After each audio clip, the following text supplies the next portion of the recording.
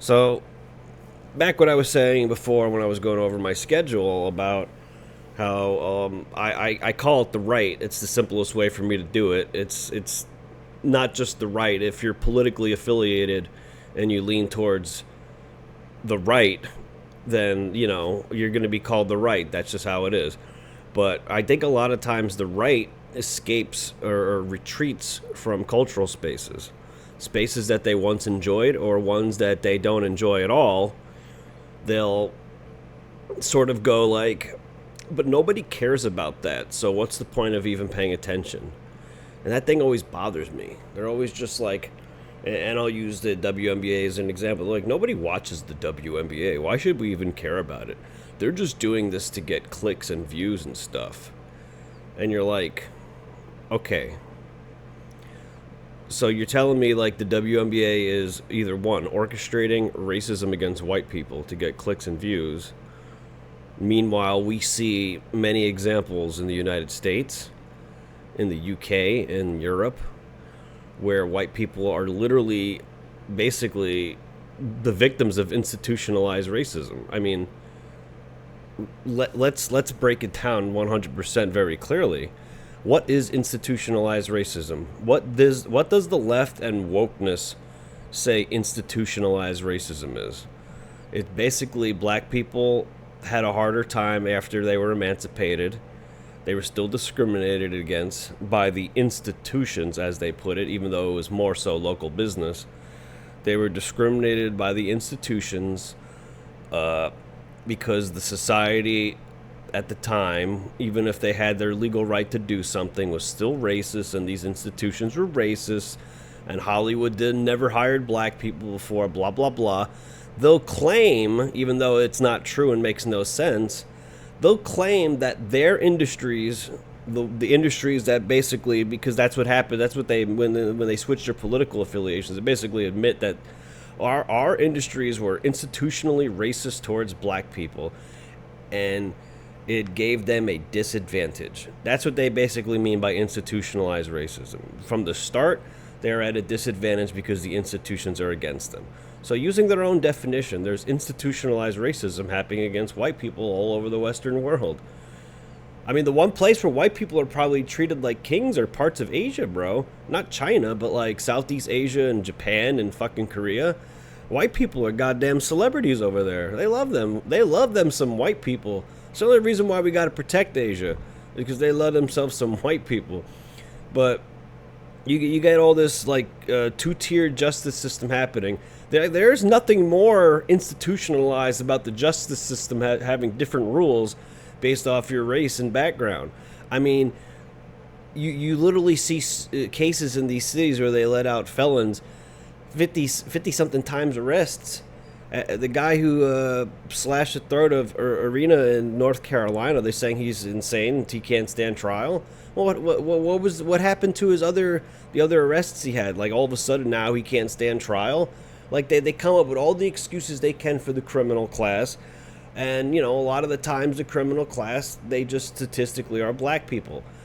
To me, that doesn't mean that they're naturally like that. To me, that means that Democrats, they took advantage of the racial struggle that did exist, and they took advantage of it, and they found a way to weaponize it into victimhood to keep them forever in this state of anger and being mad at who the left told them is their oppressors, which is white people. So they used the circumstance to fuel generations of anger and hate. So to me, that's the, and I know some people disagree with that, and who knows, really. I'm not a scientist. All I can do is theorize about how you saw the movement and in the 60s and the late 50s, and you heard the way that they spoke, where they sounded way more intelligent than they started to sound in the late 80s and the early 90s, when the CIA and the Fed started to, deeply implant their operations and hijack the music that they were doing in hip hop. They started hijacking it to further progressively deteriorate with lowest common denominator bullshit slop. Wow, that whole sentence was a lot of slop. But regardless, there's a two-tiered justice system, and everyone can see it, and everyone comes up with excuses for it. You could even meet like genuinely nice black people. You can. I know so many of them. I'm great friends with a lot of them. I got many black friends, folks. But you could even like meet the most well-meaning kind, like business type that, the ones that they'll call him an Uncle Tom, and he's still allowed to call you a white boy, but you can't call him a black boy. That in itself is two-tiered justice. So there's a clear and obvious two-tiered justice system going on when it comes to non-whites versus whites. Not all non-whites, because they don't offer the same justice to Asians. Remember when they were doing Stop Asian Hate until they realized that it was like 98% black on Asian? Yeah, any New Yorker knows that unspoken war. But yeah, so it's clear two-tier justice system between white people versus the migrants and white people versus, in most cases, because black people.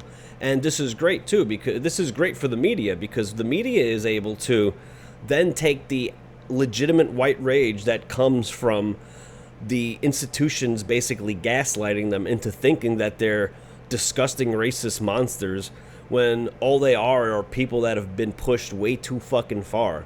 Like, the average white person in this country is probably the least racist person in like the past 2 millennia. Like, do you realize how racist other Asians are towards each other? If you've never been around Asians, like, again, one reason that I think I have a benefit from living in New York is I've seen all different types of people. Asians are so racist towards each other. Other Hispanics are so fucking racist towards each other. Like, to a retarded degree. Black people are racist towards each other. If you got dark skin, the light skins make fun of you. If you got light skin, the dark skins make fun of you, bro. There was a whole genocide in Rwanda about the light skin and dark skin Hutu and Tutsis and shit. Like, is that white people's fault somehow? How is that white people's fault? Oh, well, because the lighter skinned black people mingled with Europeans, therefore they have more fair features, so they deemed themselves genetic. Oh, get the fuck out of here with that bullshit. Look at fucking President Barack Obama. That motherfucker is half white. He's half white. Does anyone talk about that? Does anyone mention that Barack Obama's half white? He's just as white as he is black. The motherfucker's half white. You don't hear anybody mentioning that shit. He's black. He's black. He's the first black president. But no, the Hutu and Tutsis genocide was because of their half part white European features. Yeah, okay. Whatever you say, buddy. So we see a two-tiered justice system going on. And yeah, you could say, who cares about the WNBA? Who cares about them? Well, let me tell you why. The WNBA signed a new TV deal in the last off-season, and they are now a profitable league. So you cannot meme them for not being a league that makes money, because they actually do. They do make money now. And their players actually make money. The average salary is going to be probably $500,000 this year. It's not NBA money, but it's good fucking money. They're not going to have to go play in Europe every offseason now to make money. The max contract is, I don't remember what the max contract is, but it's in the millions. And how did they get here? How did the WNBA get to the point of being profitable after being a fucking money tank for 30 fucking years? No, for about 28 years, excuse me. I don't want to be... The WNBA, I believe, started in 1996, basically as a subsidized NBA league, because people were sad that there wasn't a professional females basketball league. And, whenever females were at the Olympics, obviously they're not the men, but from a skill standpoint, they were still, okay. So they're like, you know what?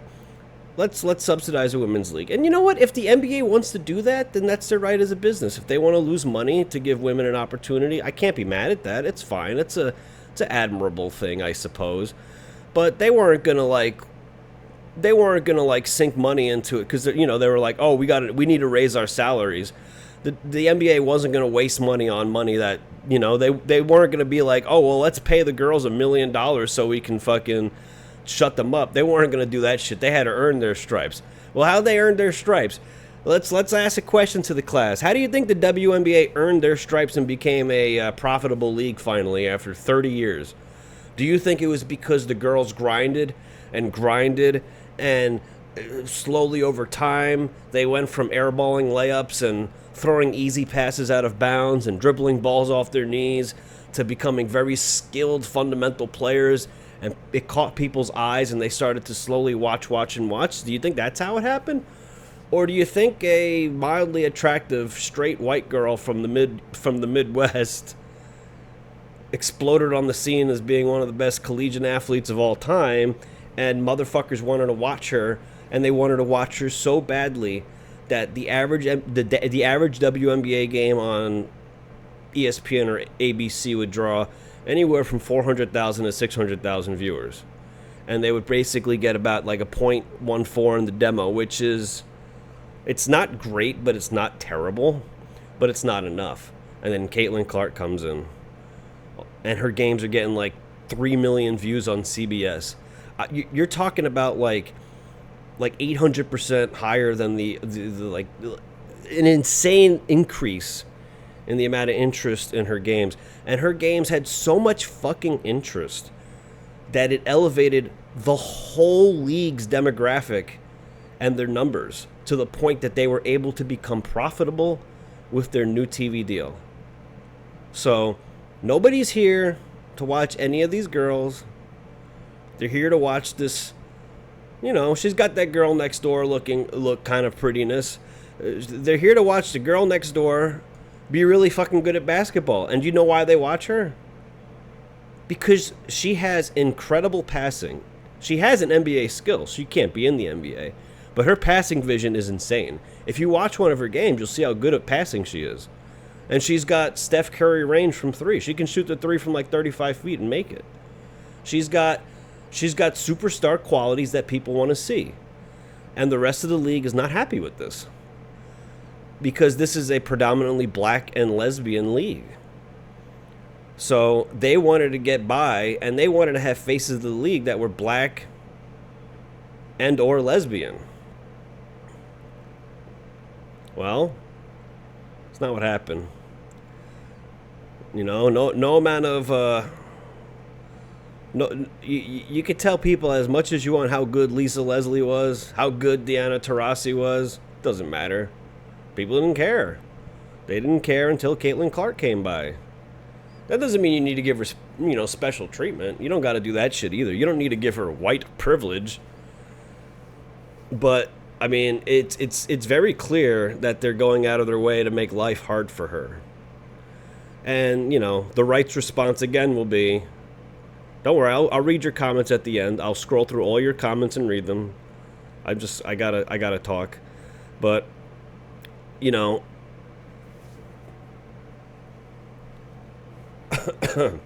were struggling. They really wanted their face of their league to be a black lesbian, but it seems like they're trying to make life hard for Caitlin Clark. In her rookie season, 20% of the flagrant fouls called in the whole league, the whole season, 20% of them were on her. So you got to imagine there's some that they missed. But the reason why we're talking about this is because a couple of days ago, and Nora went on a rant on this for Nightcap, I think it was Thursday. The game was Wednesday. They were diving on the floor to get a ball, and the opposing team, it's so very clear, like they're going for the ball, and she uses an excuse to basically drop, her forearm on Caitlin Clark, right on her throat. Comes out of the game, and of course, there's a shitstorm on Twitter because Caitlin Clark's got a lot of fucking supporters, and I've watched a fair amount of the games. And it's not just the refereeing, which is kind of funny. Like, the coach almost seems to be in on this. The coach of her team seems to be in on this. She's basically, like, if you have very preliminary knowledge of basketball, think like a Steph Curry, who's the most recent, like, phenomenon. Think like a Steph Curry, like, who's a good passing point guard? Historically, like John Stockton, Steph Curry. Think of like a John Stockton, Steph Curry hybrid or some shit. Like just a crazy good passer and a really good scorer, gets her teammates involved, plays basketball the way that it should be, getting the teammates involved, And then when you open up the game for your teammates, that gives you more space to operate with, so then you can put on your individual performance, basically like that. So she's a player that makes other people better. So whenever she gets on like a good run, like the coach just takes her out, and then when she puts her back in, they give the ball to their second best player and have her do like a bunch of isolation. And then they blow their lead. They'll have 20-point leads. They'll blow the leads because they stop giving the ball to her. They just refuse. Like, they don't want her stats to be too good. That's what it seems like. They don't want her stats to be too good. Right now, she's averaging 23 points and 8 assists. But if they played the right way, she should probably be averaging like 32 and 10. But if she was averaging 32 and 10, then she'd clearly be the best player in the league. But they don't want her to be the best player in the league. So they're doing their best to sabotage her. And that's what it feels like to me. And I don't, you know me, guys. I don't get that conspiratorial about sports. There's a lot of people that think, oh, these sports are predetermined. I don't think that. I think it's impossible to get that many people to cooperate. Can't even get people to cooperate on the most simplest shit, and you're going to get a bunch of low IQ basketball players who just want to make guaranteed money, and you're going to get them to agree to some grand conspiracy. Like, yeah, is there some point shaving and outcome determination by certain individual players or the refs? Could the refs potentially, bet plus 4.5 on the over, and they were like, we need to make sure this team loses by more than 5 points? Could that potentially happen? Yeah. Could there be like with the players that were caught early in the season? I forget who. Could there be some players that take out individual props on themselves when they're playing because they know that, or they don't know how many shots they may or not get? There was one scenario in Miami. I forgot who the player was though. Apparently he bet the over under. He bet the under on how many 3-point attempts he would have, and he had taken 8, so the under was 8.5, so he couldn't shoot more than 8 3-pointers. So he got past the ball when they were down 2 for an open 3, and you know what he did? He pump faked, and then he dribbled in and took a fucking long 2. Clear fucking cut. This motherfucker's got to be doing something, and that's what triggered the investigation, because he's a 40% 3-point shooter, and he had a wide open 3 when they were down 2, and what did he do? He took a step in. Because he had been smarter to try to keep his foot on the line or something more subtle, but he dribbled in. Again, low IQ. You'll get stuff like that for sure. But as far as like individual fixing, I don't believe that for a second. But even then, you got me going. I think there's some sort of conspiracy against this girl. There's another white phenomenon that got drafted last year. Her name is Paige Beckers. But guess what? She's bisexual. So that's okay. They don't see... The ultimate issue here is Caitlin Clark is antithetical to the two agendas they're trying to push. They want to push LGBTQ shit, and they want to push black excellence shit, basically. Fucking lost Israelites type shit. I don't know. But she's white, and she's not gay. That's a problem. Paige Beckers is gay, so it's okay. She's got some element of oppression in her. But the star of their league is a straight white woman, and that fucking infuriates them. So, like, you have very, very clear racism, active racism against one of the biggest sports stars in the world. And she is one of the biggest sports stars in the world. And a lot of people on the right just go, who cares about the WNBA? Let's ignore this high-profile thing that we could use to gain traction and gain a foothold with voters. Who cares? Let's ignore these things. Let's run away from sports. Sports are woke. Who cares about sports? Sports, whether you fucking like it or not, are an institution of America, bro.